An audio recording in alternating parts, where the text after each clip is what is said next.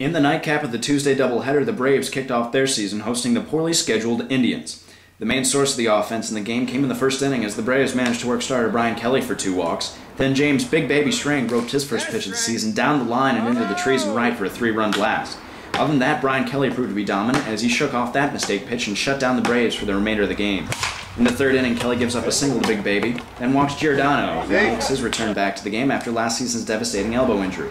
With 2 on and 2 out, Kelly gives George Stegman to bounce to Ricky Rafferty for the fielder's choice. On the opposing side, Chris Hess showed he was more than capable of picking up yet another Cy Young. He got 9 Ks through 3 1/3 before Joe Cusano steps to the plate, and he can thank his lucky stars as he launches the 2-2 into orbit. 3-1 Braves, and with it, not only did Hess lose his no-no, but he allows the first visiting team run of the 2009 season. In the bottom of the 6th, Hess gets Brian Kelly and Joe Cusano to whiff before walking Josh Panizek. With a tying run at the plate, Hess did not succumb to pressure as he gets Alex Kelly to fan on his newly minted screwball. Final score, Braves 3, Indians 1. It was a rough loss for the Tribe as they sink to 0-2, despite giving up only 4 runs on the season so far. Meanwhile, Chris Hess was nasty on the day, going 6 shutout innings, giving up 2 hits and striking out the big 1-6.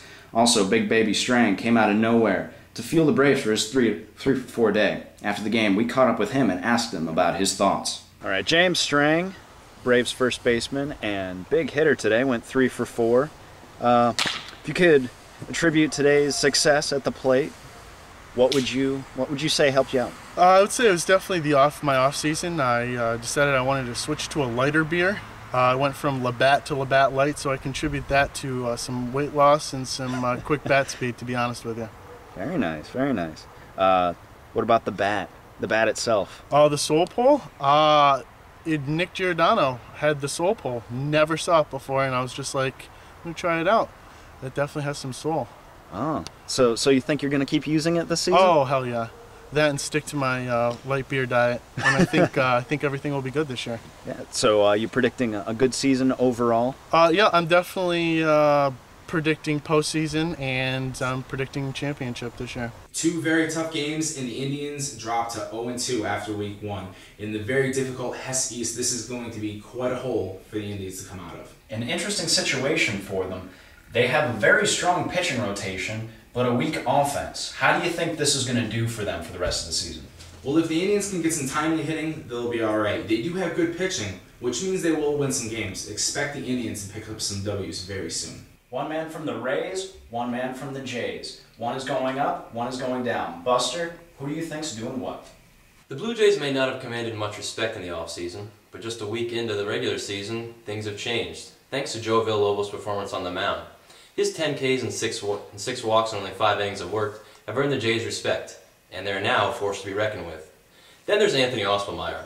Rookie of the Year in 2008, Ossie put up some incredible numbers, so it's no wonder that with a 1-for-7 start, scouts are concerned. If he doesn't pick it up, he and the Rays could be in for a long year. Wednesday night, 5:30, Hessfield, Nationals, Red Sox. Tad O'Neill, unexpected early return after Potato Gate, mixing in strikeouts and walks. Here he gets the K, then the walk. 15 strikeouts, 12 walks, 1 hit, 1 earned run. What you gonna do, brother, when Andy Hogan lobs one up to you? Fuchs grounds out to first, and the fist pump. Red Sox, good defense through the first couple innings. Unfortunately, Hogan doesn't know best. Walks a few here, and then Greg Fuchs, high fly to left field. Little Hogan drops the ball on this one, pun intended. And then this solo shot brought to you by the letters T and O. That one still hasn't come down from the trees. And then Jason Blonde, where you going? Souvenir City adds the grand slam here. Nationals win this one 10-1 on 9 hits. Blonde 2 for 8 with another grand slam, 5 RBIs. Andy Hogan picks up the loss. 4 runs in 4.2 innings pitched. In 2009, Hessfield Wiffleball will expand to new heights with the construction of its 4th field, built by Nationals captain Tad O'Neill. A field named after a D-list celebrity.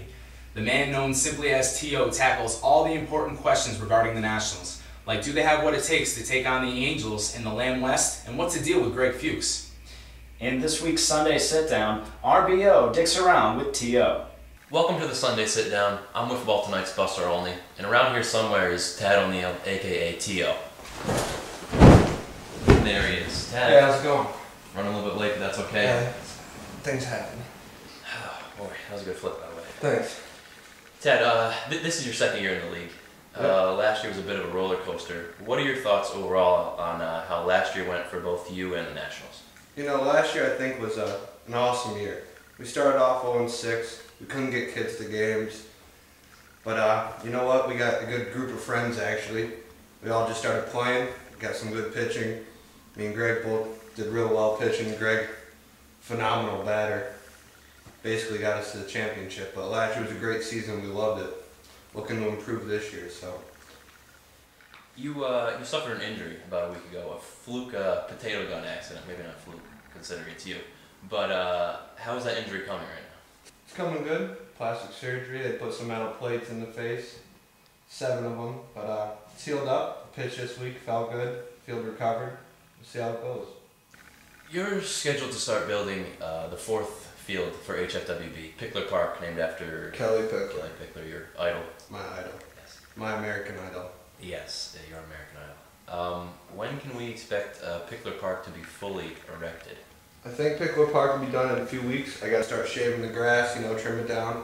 I gotta start slamming the poles in, get the hardwood up, but maybe 3 or 4 weeks. 3 or 4 weeks, that's good. Greg Fuchs is back for now. Could Greg Fuchs hit T.O.?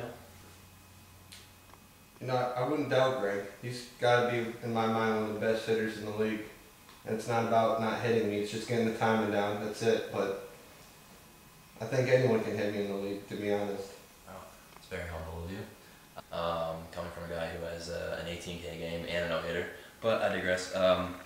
What can you tell us about Greg Fuchs' immediate future in the league? I don't know. He still doesn't know. He's waiting on some internship deals, possibly. I'm hoping he sticks around all summer, but of course, your career is going to come before Wiffleball at this point in life. Until next year when we're on pro TV and actually on ESPN. Right, so. right. But it's hard to tell right now. No one knows. Right. The Nats' offense this year so far: 25 runs scored, batting over 400 as a team. Do you think your offense this year will be more of an asset to you rather than a liability, or do you think that you're still going to have to remain heavily on starting pitching, mostly your starting pitching? I gotta say, as Nationals a franchise, I say we build around our pitching and worry about the batting later, to be honest. Because if we only give up 1 or 2 runs a game with me and Greg pitching, we can usually come through and pull 1 run a game. Hitting's a big deal, but I'm really glad how everyone's hitting this year. We're having a great season so far. We started off hot. Hopefully we can keep it going. But I'm going to keep relying on our pitching to pull us through. Speaking of being hot, who's hotter, the Nationals or Kelly Pickler? Kelly Pickler's always hotter. There's no doubt to that one. That's probably a stupid question. Yeah. The Lamb West is the division you're in, ranked among the top 5 in the country, I believe, top 5 toughest. Do you think that the Nationals can overtake the Angels and win that division? I'm not sure. I gotta say yes, I think we can. I think I'm a very hard pitcher to beat in a best-of-3 game series. I think even Greg would be a very good hard pitcher to beat in a best-of-3, but the Angels got Josh Longo, even though I got nothing to say Josh. He's one of the best pitchers in the league, you gotta admit it, he's an elite pitcher. So, that would just come down to, I guess, those 3 games. I can't predict who would win. I think it would just be a good series. I understand. Well, Ted, I want to thank you for joining us. Thank you for coming by. Thank you very much. You have time now to go stare at Kelly Pickler some more. All right, that's what I'm talking about. Well, for me, Ted, and Kelly Pickler, well, he's gone already. This is a Sunday sit down on Buster Only for Wiffleball Tonight.